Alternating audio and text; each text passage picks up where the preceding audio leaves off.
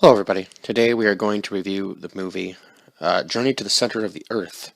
I finally found the first one, which is kind of surprising to me because I thought this movie was just never going to be put on any platform for whatever reason. I don't really know why, but it was a good movie for its time, that's for sure. And I know the second one wasn't starring Brendan Fraser, which was a little disappointing probably for Brendan Fraser fans because I am a fan of him as well.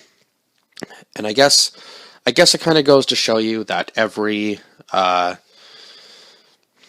don't want to say decade because that's not necessarily true, but I guess there's like a certain time period where we kind of all like each generation.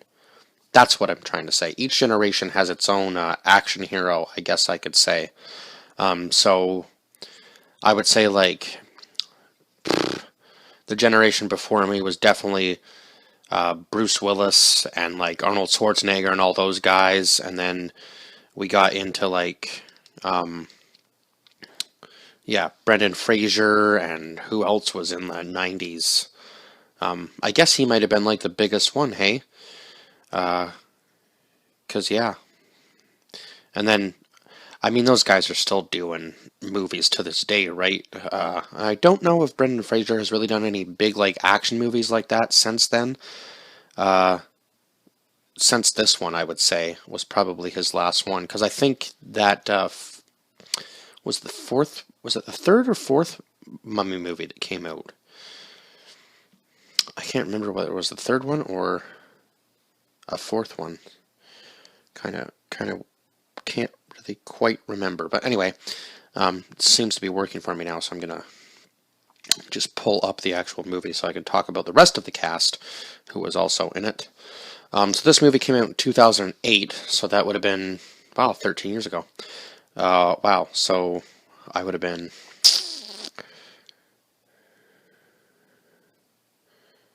God, how old would I have been? Anyway, it doesn't really matter. I can't even do the math on that myself. So, I guess I would have been around 15, right? 14 or 15, somewhere around there. So anyway, this movie is obviously starring Brendan Fraser, Josh Hutcherson, Anita Brime, or Bream, and Seth Meyers. Those are the main characters. And then Jean-Michael Pear, who we see at the very beginning, plays Max Anderson, who is the original person. Where he's kind of in this weird universe. We're not really sure where he is. But as I guess the title kind of tells, Journey to the Center of the Earth, he's probably somewhere within the Earth still, just we're not exactly sure where inside the Earth. I guess he had read this book, Journey to the Center of the Earth, hence the name of the movie. And I guess all this time, Trevor, who was played by Brendan Fraser, is trying to, was it seismic activity? Is that how you say that? Seismic activity. He's trying to track seismic activity through all these different volcanoes. And there's three that are super important. So, I feel like my voice is echoing for some reason. Weird. So once he gets a hold of the book, his nephew shows up. He totally forgot about that part. His nephew shows up. Obviously doesn't want to be there. Just says if you keep the fridge stocked with Mountain Dew, and there was some other sort of food item that he said we'll be fine if we stay out of each other's way, basically. But then he starts to become interested when Trevor is given this box of his dad's stuff. He starts going through it. They find the book. Then they find this matching number with all the volcanoes, and all of a sudden there's 4 blips on the screen instead of 3. So that's when Trevor decides to go to Iceland because he wants to discover what Max might have discovered way back in '97. Now I can't remember the actual jump in time, but I think it was 10 years. So that would make sense because this movie came out in 2008, right? So yeah, I guess the timeline kind of makes sense a little bit. So I think it was about a 10-year jump. Yeah. So Sean, who is the nephew, is played by Josh Hutcherson. And then, so they go to Iceland. They're trying to track down this center that Max worked at, I guess. Or no, I guess the other person, this girl's, Hannah's father, I guess, worked there. So they're trying to track him down. Unfortunately, I guess he has passed away. So it isn't really the same as it used to be. So Trevor wants to go up this mountain to find the sensor and get the data off of it. And that doesn't go, obviously, according to plan for him, because when they finally make it up to the top of the mountain, the storm starts to sweep in. He has the sensor in his hands. It's attracting the lightning, so he has to end up ditching it. And when he does, the lightning strikes like 3 or 4 good times close to him anyway. It blows up the sensor, and it causes this cave-in. So now they're trapped in this cave. They have to try to find their way out.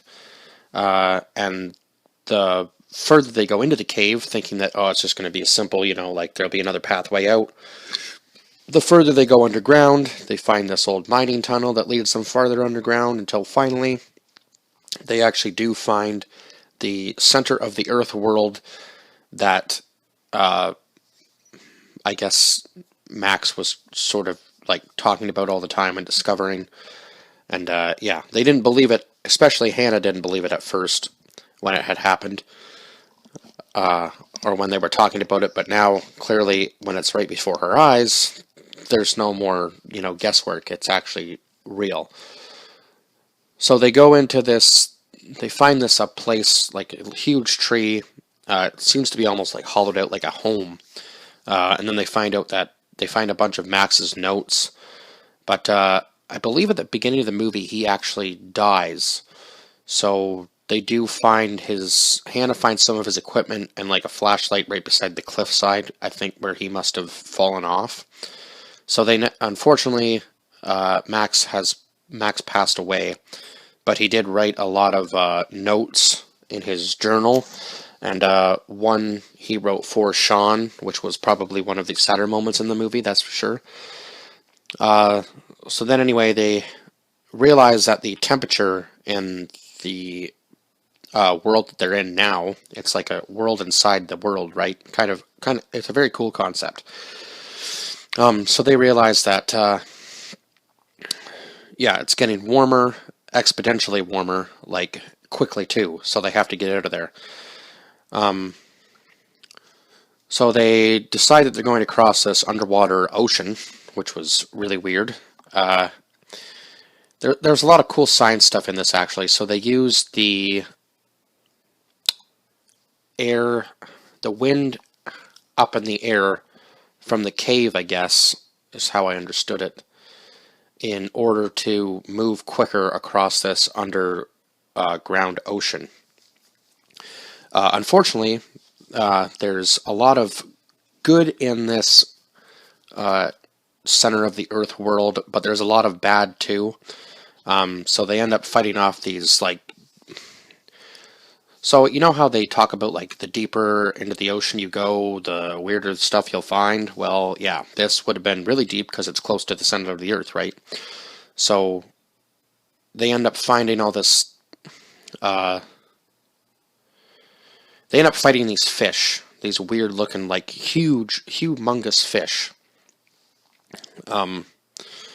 And then obviously this bigger creature comes out of the water and starts eating the fish around the boat. And then Sean, trying to be the hero, thinks that he can, I guess, somehow get them out of there, and ends up parachuting his way out with the net or whatever they were trying to use to get across the ocean. So now Trevor and Hannah are just kind of floating there, and Josh ends up on land again.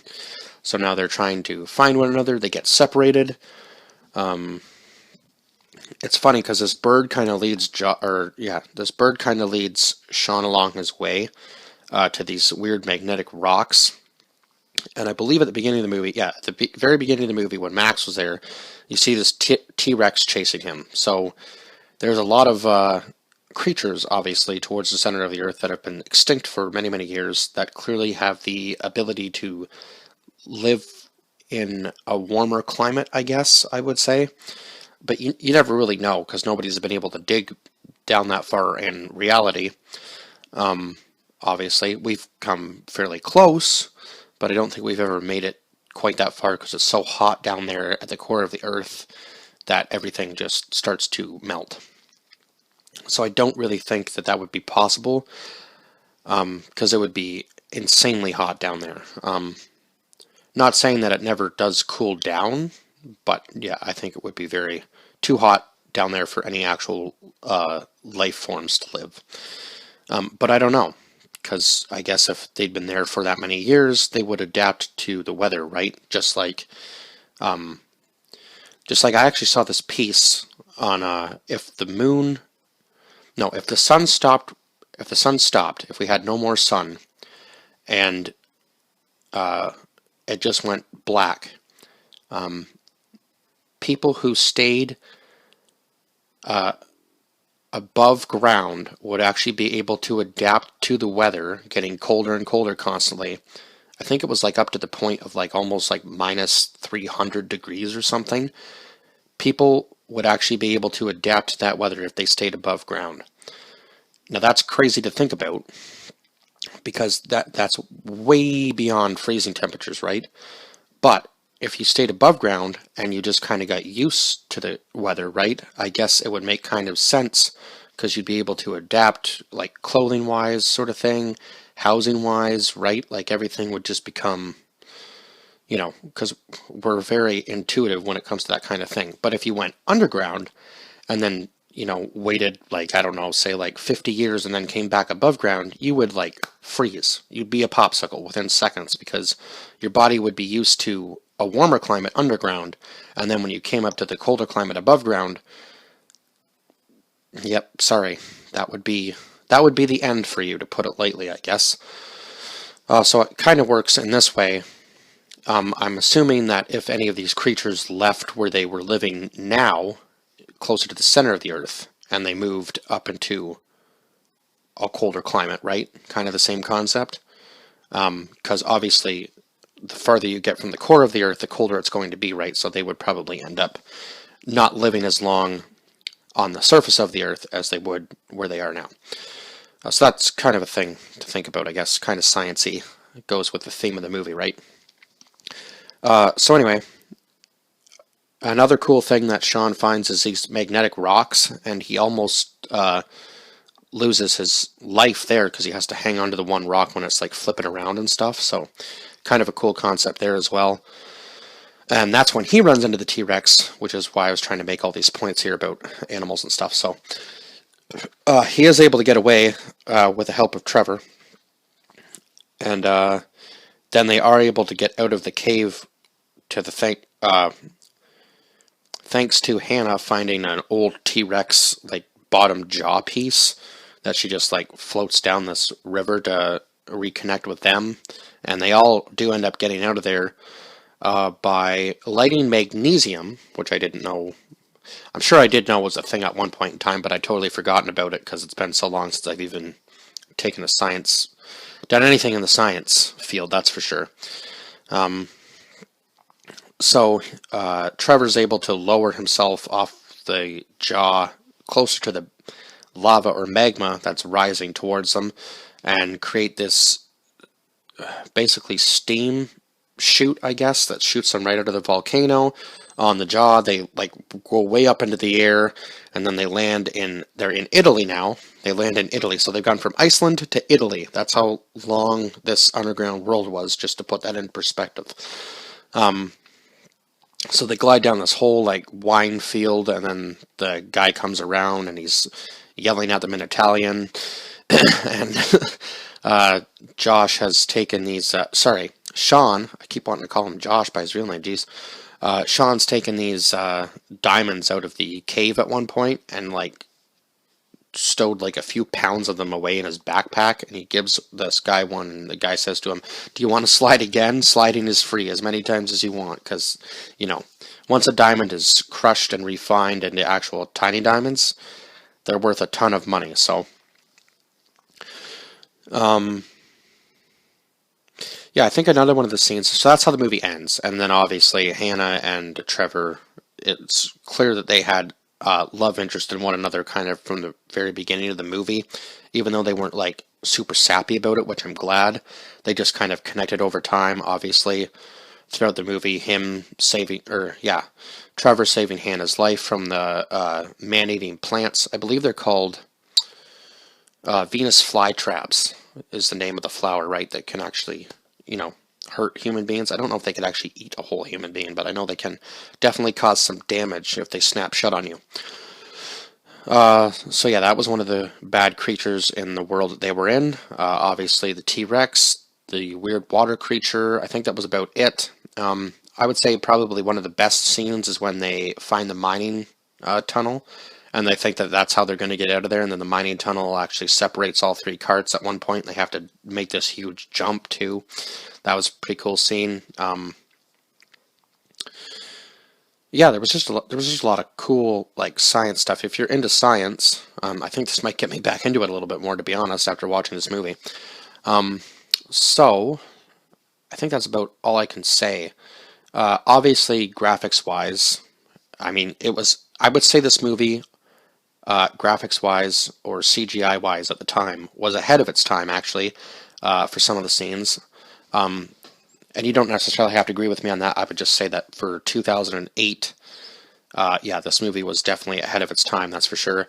And hey, I mean, not everything is going to look perfect. Even by today's standards, there are certain movies that some graphics look worse than older ones just because the computer generation era is so big now that I think sometimes you kind of become laxed in what you're doing, and you're just like, oh, we'll just create this in CGI, and it doesn't really matter if it looks that real because it looks cool, and maybe people won't really pick up on it.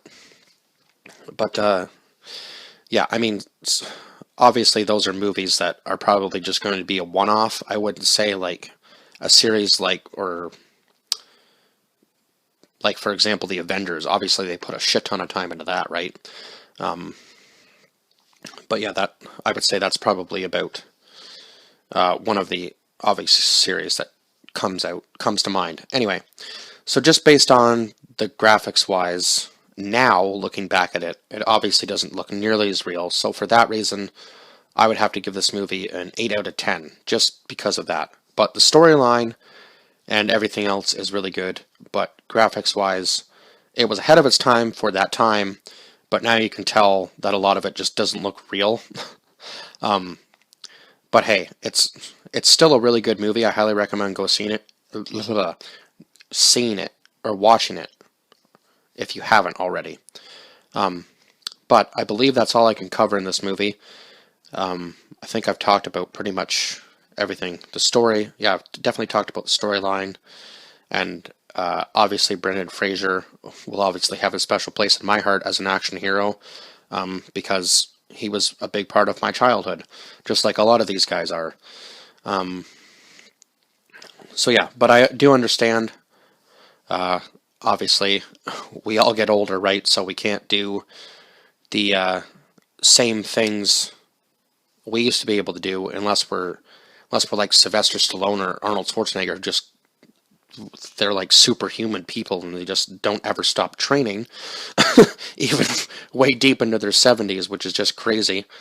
But hey, I mean, I guess if that's the lifestyle, right? So it kind of makes sense. If it's part of your life already and it's been part of your life for so long, you're going to keep doing it. It just makes sense because you want to be in good shape. Everybody wants to be in good shape. Because obviously that will help you live a longer, happier, and healthier life if you are in better shape.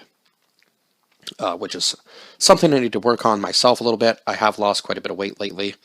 I was Now I'm talking about myself, but hey, I was up to 240 at the beginning of 2019, and now I am down to, the last I weighed myself, I was 213. So my goal is 210.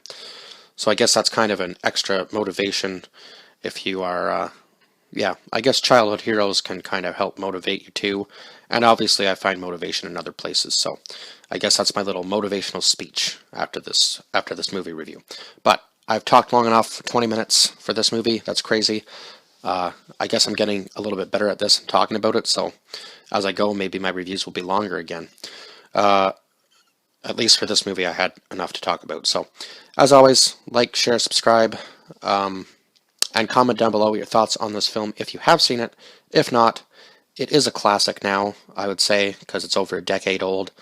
So I would definitely say go and watch it, and then still go watch the second one, because I believe Josh Hutcherson is actually in the second one, if I'm not mistaken.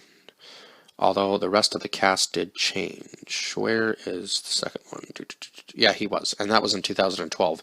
But The Rock is the star of that because he's just made waves in the last decade with movies. I mean, he's been in movies for years, and he's one of my favorite actors too. So yeah, go watch the second one as well. I will be doing a review of that now. If I haven't already, I'll have to go back and check, because sometimes I just forget what I've done. Sometimes I like to do re-reviews just to kind of give it more clarity, because sometimes I feel like I've done a bad job. So anyway, I will see you guys in the next one. Bye-bye for now.